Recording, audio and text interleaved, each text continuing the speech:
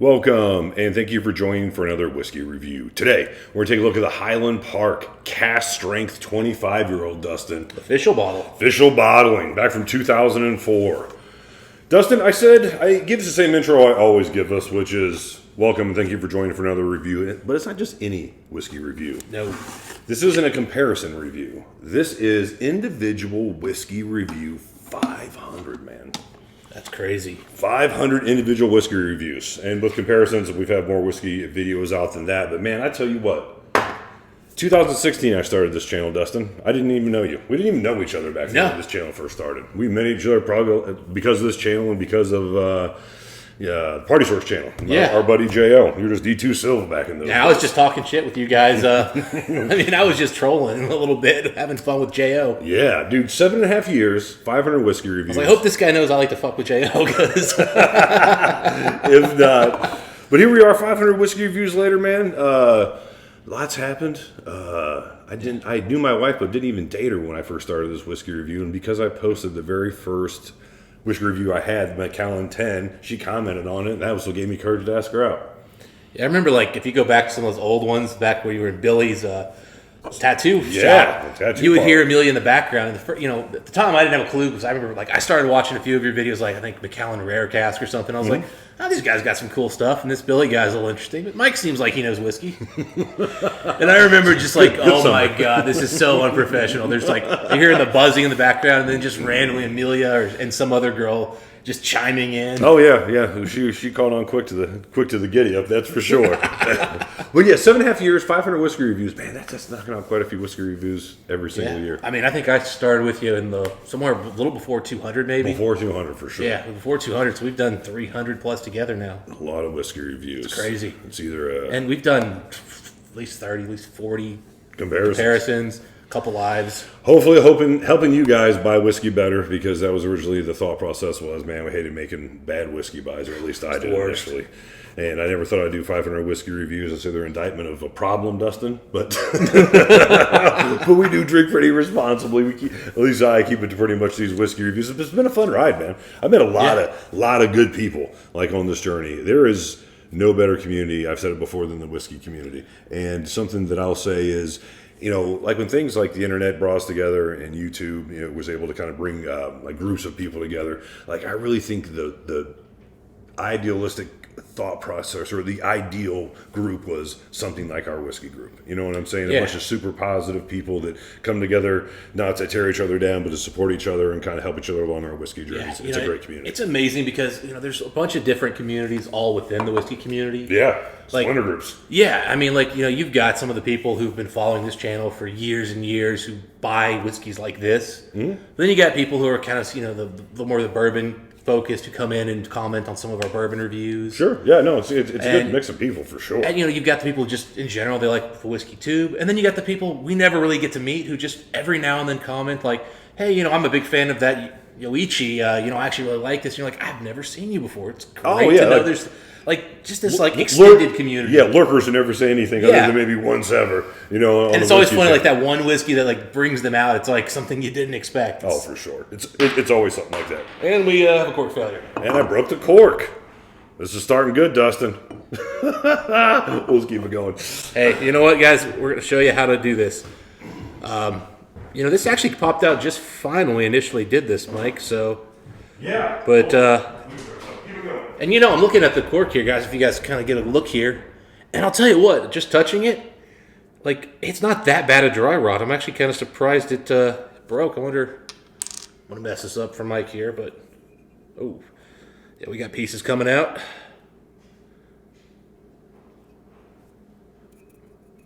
So what I'm doing right now is just trying to get any loose pieces out, so when Mike goes in there, he doesn't get anything in the whiskey. Yeah, okay, it's a little more dry rotty in here, but even then, it's kind of on the. It's just more it's more soft than usual. So what this is 2000? This is a 20-year-old cork, so I guess that doesn't shock me too much. All right. Trying to get one to work. It would pull off. All right, so I've taken out most of the debris here. for you. You know what? This lasted all that time. I'm sure you told them that it was just fine. Yeah, well, and I was just kind of commenting, like usually when they break, you can touch them, they start falling apart. This is actually still kind of supple. So I'm surprised it broke like that. You might actually be able to pull it just fully out. Usually when they get really brittle, you almost have to like scoop them out. And so this might actually come out. Oh, no, it's not going to make it, man. Did a piece fall in? No, but it's about to break. Dustin, you underestimate my skill. Not you. You underestimate my power. Perfect. Anyway, Dustin, that's how it's done. And for you, those here watching for the first time, it doesn't work that easily half the time. We'll put in the Macallan 25 cork in the rear. Okay, so getting back to the whiskey review, let's get these poured. Highland Park 25 Cask Strength, Dustin. Look at that color too, by the way. 50.4%, if I'm not mistaken. I said before, I think it's a 2004 bottling. Yeah, 50.7, excuse me. But Dustin, I got this bottle so long ago. This is like my longest non-open bottle I think I've ever had. Because I've had so many Highland Park 25. How long? I've had this bottle as long as you've known me. Yeah, I mean, this is like the one bottle for years. Every now and then, like, so what do you want to drink today? And I'd be like, Highland Park Cask Strength. And Mike would be like, hold up, not yet. when I need an occasion, and I'm like, so far Mike's nearly broken his back a few times. A long time waiting for this. There have been numerous injuries where I'm like, Mike, we should get to that bottle before your body gives up on you. It's not going to last. It's not going to last. But yeah, so if this is your first time joining us, or not the first time joining us, we appreciate you guys being here and appreciate the whiskey community as a whole. It's been extremely fun over the last 7.5 years to bring 500 individual whiskey reviews, and I look forward to 500 more. Dustin. Cheers, man. Cheers. That's just awesome. And the nose on this is considerably better than when we first cracked it. Yeah, that's why you always get them earlier. That's why you always open up the whiskey, let it breathe for at least a month before he comes to you. Rich, dark honey and sugar. The sweetness on this is really, this is a level above any of the 25s we've brought you guys so far. So we've brought the 45.6 or 45.7, I can't remember. We've done the 48.1, we've done the 45.7, and we've done the 46%. Okay. Did we bring it to a 46? I can't remember. Is that the new one? Maybe we have. No, we haven't done the newest one. Okay, so anyway. 45.7, 48.1. The big three, and now the Cask Strength. This has this combination of bubblegum, leather, varnish, and old books. Yeah, there is a very much hubba bubba bubblegum note to this, sugary bubblegum to go along with that sweet sherry note, and just a super elegant honey note. I mean, this honey note is just right up there with some of the great Balvenie honey notes that I've gotten. It kind of reminds me of that like raw honey that's like you almost like need to like heat it or something to like turn it back to honey. It's tough kind of at first. Oh, man. You get a little bit of dark fruit, a little pump, nice wisp of smoke, but nothing really too heavy at all. It almost gives me, this is going to be a weird way to say this, Mike. It gives me hints of like a pumpkin note. Not actual pumpkin spice or anything, but like a wet pumpkin, like on Halloween or something. Just a hint of it very far in the background. Okay, so now that you got me thinking orange, I'm going to say very candied blood orange. Chocolate covered. Without the acidity, yeah, I can see that. No acidity. Yeah, this is very... Candied blood orange. Yeah, this is very sweet. Very sweet. Think vanilla cream sweetness, and then just imagine these other things in that kind of area. Very sugar forward. Very, very nice. Yeah, this is a dessert in a glass, Dustin. I mean, with just a wisp of smoke. Yeah, quite a bit more fragrant than when we initially popped this bottle. Yeah, when we first cracked this, Mike, I got a lot of leather and oak and very concentrated whiskey notes that were really hard to decipher. It was very closed off. I mean, considerably so. Yeah, no. I remember when we first had this, you're like, oh, man, this is 90, 89. You know what I mean? You were thinking like, and really, I couldn't really disagree. I know having us, Highland Park fans, having many of the 25s and 30s, it takes a little bit. That's why we opened it up ahead of time, because we want to get about a month of oxidation in here to try to have it hit a nice spot. Now, I probably should have opened this a year ago. to try to get it in the right spot, because obviously we don't go back to a lot of whiskeys a lot of times, but we've done our best here. But I don't get any closed off notes here at this point, so I'm rich and full. Like I'm pretty confident in I know when a whiskey's closed off or not, and this is not closed off. I mean, so how this would differ from the other Highland Park 25s I had? It's just I think the notes are a little bit more elegant and older. At least it comes off a little bit older. It's just there's a depth to this richness that's a little bit deeper than the 45-7 and the 48-1, in my opinion. The 48 is darker. It's got more sherry notes. It's got more fruit. The 45-7 is brighter.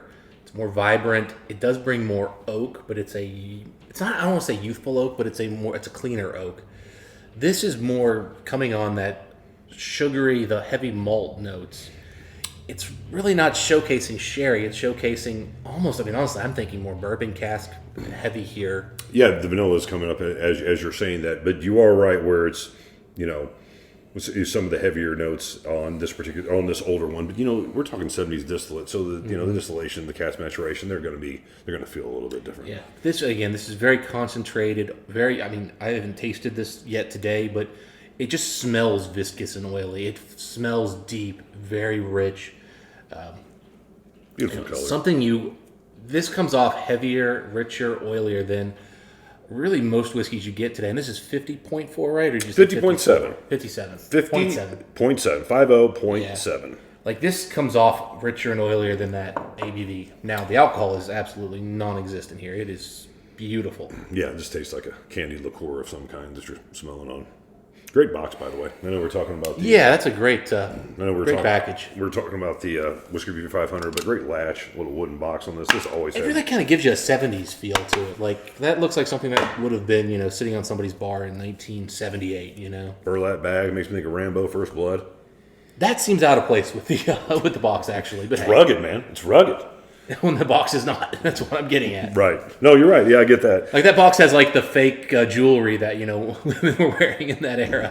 I remember watching First Blood, and my dad was there, and my dad saying, "Oh, man, he couldn't wear that." And I was like, "Why, Dad?" And he was like, "That it would itch and scratch him something fierce." And he wasn't wrong. Couldn't imagine wearing a shirt with that. That would be, yeah. That wasn't necessary. That was the 80s. Unnecessarily tough. Yeah, and then when we weren't doing that, they were wearing a silk shirt. We digress. 4 sizes too small. Yes.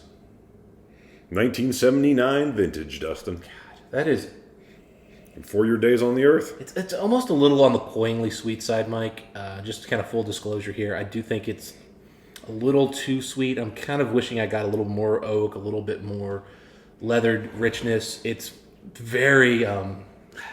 what's the word? It is almost a little bit like banana runt. It's kind of snuck in there just a bit at the end, which is taking it just a twinge away from where I like it. It's almost turning purple now, the more I sniff on it. Yeah, but I would say the sweetness is really dominating this whole experience. A little bit of waxiness as well. Dustin, I'm going in for the drink. Go for it, man, yeah. I'm even getting maybe a dash of not necessarily a mint, but the feel of a mint, like the cooling effect on the nose.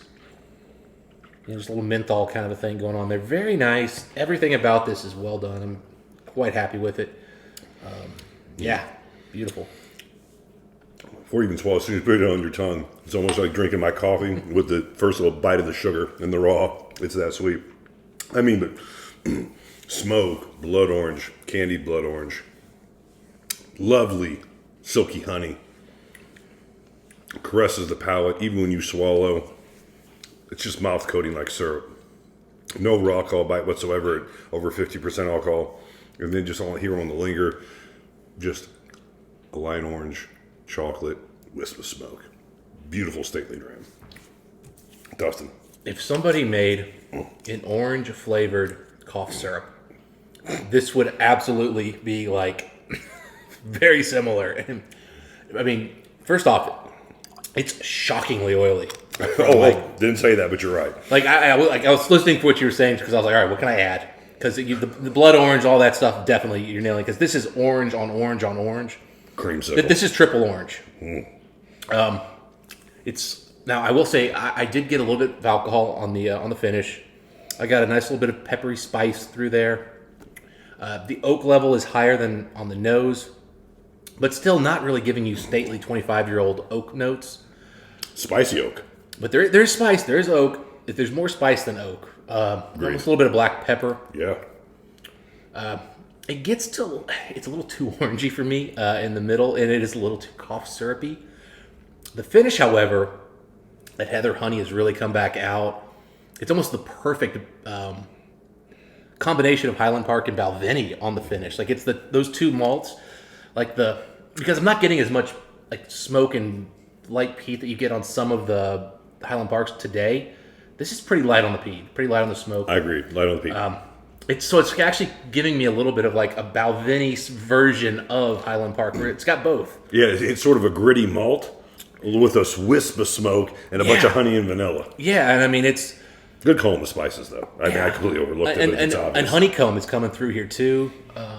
Way less vanilla than on the nose. The nose is more vanilla. This is honeycomb and orange cough syrup. Yeah, you're right. At first the orange was the first thing you picked up. I mean, I said it's very coating. You said syrupy. We're saying the same thing. Like it was just everything it touched. It gave a nice little shine to. Yeah, and wax job. We talk a lot about like citrus fruits, oranges, and stuff in whiskeys, and they kind of have like an acidic note when you get like the bourbon. There's none of that. This is cough syrup in that like texture feel. It's a flavor. It's not a feeling of that. I can't stress that enough. There is none of that. It's artificial orange. Again, it's a creamsicle orange. And not that this is total creamsicle, but just that orange flavor, like in there, like there's no acidity whatsoever. It's not more, the actual. It's more medicinal. Like it doesn't have that vibrant vanilla here. It's because it's got the richness. It's got the depth. I mean, it's old whiskey. Yeah, 70s distillate stuff, and more importantly, 70s casks. Yeah, there's just like an earthy medicinal. I mean, I don't mean the medicinal to be a bad note here, Mike. It's not a good note in my mind here, but it's not a bad note. It's just something a little different than I'm used to. It's quite impressive. That mouthfeel is insane, by the way. Like, it is. Wow. It's still there. Man, what a great whiskey. What an unassuming bottle for a great whiskey. But other than the unassuming I bottle, love really these nice old packaging. bottles. I love these old bottles. You know, what did I do where that cork lasted? 18 years of me opening it initially, and in a month amount of time, it crumbled and broke. But Dustin, that just goes to show you the kind of resolve we have here on this channel. Nothing will stop us, not even broken cork, which has happened plenty in my day. Yeah. Plenty. I've told you, my Talisker 25, I had to perform dirty things to that bottle to protect the whiskey. I can't remember if it was Talisker 25, one of those, or if it was the Lagavulin 2015 face shield, but one of them broke. Both of them broke. I can't remember which I got first that broke, but they both broke. I remember getting that Lagavulin. Like, I couldn't wait to get into it. I just got home from work, was on the porch, and I snapped, come on. I know we more than once had a phone call where one of us was fixing a cork. Fixing a cork. I've gotten so good at it, man. I've done it 20 times easy. So there is a vanilla frosting that's slightly toasted and slightly butterscotchy that's come in here now, and it is beautiful. It's made the nose on this go from 90 to 92. It's so pleasant. Okay, so I was going to say with water, the vanilla note is stronger, but I was like, there's something else, another candy note coming up. I was going to say toffee, but butterscotch is the right call. I mean, it could be a little of both. It's butterscotch. You were right about that. Because butterscotch kind of has a little bit of that honey infused in it. Well, I mean, it's almost like a buttercream. You're like a buttercream frosting. Like a little whip on a cake or a pie or something like that. And again, it's got just a touch of flame hit this thing, just barely. A little creme brulee, huh? Just barely. I mean, a little flash glaze. Like if you like your marshmallows black, this ain't it. We're talking one side got a little brown. Just a kiss. Yeah. Sun-kissed. Man, beautiful nose. Oh, that honey's coming out more. Beautiful nose. And now the orange citrus is integrating more. Before it was a little like its own thing. Now it's integrated. I agree. The water made the orange intermingle with the other flavors a little bit better. Cut the top of it off, if you will. Wonderful. Leveled them all down. Cut them all at the knees, Dustin. Cut them all at the knees. I looked at this bottle for a long time, Dustin. Before we opened it up, I knew it'd be great. And I knew I wouldn't want to go back to my other ones. The 48 one and the 45-7. I wish I could explain the mouthfeel better on this, Mike. It's so viscous, so oily, but it's different. We say syrup, but it's like a light syrup. It's Yeah, like a honey nectar. And even with water, it really didn't change it much. The thing is, like, there's no alcohol notes coming through up front on the approach. Like, not even like a subtle bit. Mm-mm. Like, usually when we talk about, there's really no alcohol, I mean, there's a warmingness, there's almost no warming until the finish.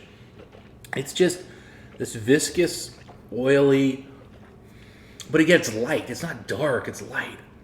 And I mean light in terms of like color and feel and presence. The oranges come down a bit with water, which I like. I don't know if that is alcohol kick on the end or just a big spicy kick.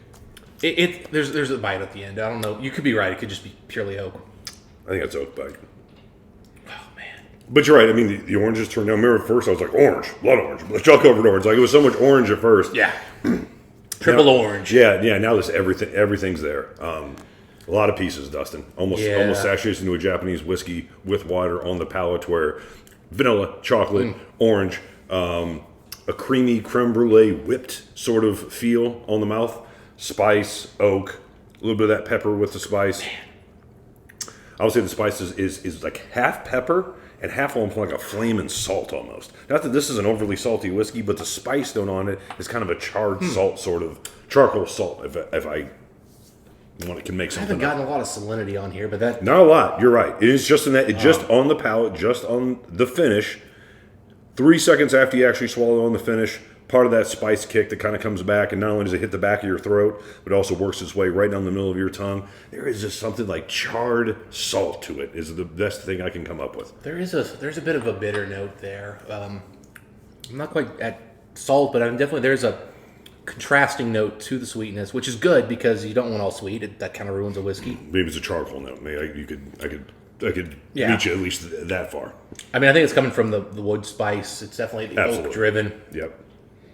Man, it just so sticks too. Like, it sticks with the lighter notes up top and in the middle, but like on the sides, man, some of the darker notes, the chocolate notes are just hanging on right there. Great finish, great linger. I gotta say though, Mike, I'm thinking back to the other Highland Park 25s we've had. Mm-hmm. I don't think this one, other than the mouthfeel, actually stands out in terms of flavor, finish. I don't think this is. If you like orange, it does. Fair enough, but like I think the 45-7 had a longer, more interesting finish. Okay. I like the richer, darker sherry on the 48-1 up front better. On the palate? Yes. Yes? All right. I think I like the nose on this one the best of the three. Because neither of those really stands out as something I remember just being blown away, whereas with water, this is really, really nice. It's the most complex nose for sure, and I think the deepest nose of all of them. 45-7 one, I really like the nose on that. It's good, but it's not... 48 gave you a lot of sherry. You know, this is the first one, too, I haven't really said white chocolate on, too. True, I really... No, I mean, we're barely even saying vanilla. Yeah, it got darker. It got darker in some aspects, but... I'm sorry, didn't mean to derail you as far as your comparison of the three. So the mouthfeel is what like stands out here. The nose is probably the best, but not by any stretch. Mm-hmm. But I don't think it's a better whiskey than the other two. So, if you haven't had a chance to try this one, this is not one on the list that you can get a hold of, or you don't know a bar that's still got 2004 Highland Park 25s just laying around. There are a few bars in the country that I'm sure do have it. I don't think you're missing anything like tremendously different, but this is a drastically different spin on Highland Park, but I don't know that it's drastically better. Oh, Dustin, well said. It's different, better. I don't know. There are things I like and dislike about both of them. Again, I think this one's a little bit deeper with its flavors. I do think there's a little bit more going on as far as the nose on this one, especially since we had a little bit of time to let it open up. But here's what I'll come down to, Dustin. As always, what our whiskey score is on this. Let me go first. Go right ahead. 91 out of 100. I think it's a really, really good whiskey. There was a time in my life that I thought Highland Park 25 and 30 were best whiskeys I had. You know what I mean? Mm-hmm. At the time, I probably wasn't wrong. The balance of Highland Park 25 is something that I appreciated more earlier in my whiskey journey. I tend to like things as far as my higher whiskey scores, 92, 93, 94, they're a little bit more aggressive in one way or another. That doesn't change the fact that this is an absolutely beautiful whiskey. Mm-hmm. Sweet, sugary, candied, dessert-style whiskey, a little wisp of smoke. There's a lot here for a lot of people. If you're a mouthfeel person, a nose person, it does every component of the whiskey experience well. I don't know if it does any of them excellent, though. Those are my thoughts on it. Yeah, I'm kind of in the same boat in terms of my thoughts here, Mike. I'm going to go with a 90. There's just something on the way the spices and the orange fruits kind of come together that I just doesn't get me that 91. Sure. I'm looking for something more, and the finish is not, well, it's very nice and it's good. For 91, I'm just kind of wanting a little more something on there. Excellent whiskey, an incredible opportunity to, for Whiskey Review 500 to bring you guys this. Fun whiskey. Great. Such a fun whiskey. And Highland Park's been a big part of this whiskey channel as far as the distillery represented here. Yeah. Highland Park's always been something I liked from the beginning. First Highland Park ever was Highland Park 18. I loved that whiskey the first time I had it. Me and Billy sat there drinking with another guy from the Illuminati or some crazy nonsense like that. And man, we had a great time. Just laughing, giggling, telling stories, all that nonsense. But I've liked every one of the Highland Park 25s I've ever had. I've always thought it's been a consistently upper echelon style whiskey as far as its production, what you come to expect. I've never really been disappointed in one of them, nor should you for the price. Yeah, I mean, Highland Park's been one of my absolute favorites. I think I'd had a few before we started hanging out, and you got me pushing myself to buy more expensive ones. Of course, we both had that Highland Park Cadenhead 28-year-old, which, I mean, just, God. Got 4 more of them right there. God, I wish I did. We're going to get to that. Anyway, those are our thoughts on this particular Highland Park 25 Cask Strength 2004 bottling. If any of you have had a chance to try this particular one, we'd love to know what you guys think. Dustin, Whiskey Review 500. What do we wish for the folks? Happy 500 more Whiskey Reviews. Hopefully we'll see you soon. Bye.